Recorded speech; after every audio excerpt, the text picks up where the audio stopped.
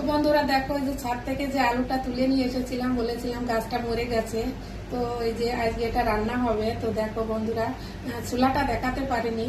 তো এই দেখো চুলার পরে একদম এই যে ভেতরটা একদম পেস্তা পেস্তা বাদাম, যে আমরা পেস্তা বাদাম খাই, একদম সেই রকম কালার। দেখো বন্ধুরা, আজকে এটা রান্না করব। তো গাছটা মরে গেছে, তো ভাবলাম এটাও তোমাদেরকে একটু তোমাদের সঙ্গে শেয়ার করি।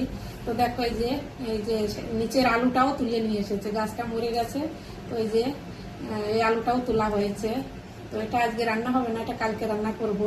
তো ভাবলাম তোমাদের সঙ্গে একটু শেয়ার করি, দেখাই। তো বন্ধুরা দেখো, 1-1.5 কিলো হয়ে যাবে আলুটা। দেখো একদম মোলের মতন, এই দেখো। তো এটা এটা তোলা হয়েছে আজকে। তো আর এই যে আলুটা, এই আলুটা লাগানো হবে, লাগানোর পরে ফিরে গাছ হবে, ফিরে আলু হবে, আবার খাওয়া যাবে। এই আলুগুলো, ছোট আলুগুলো লাগানো।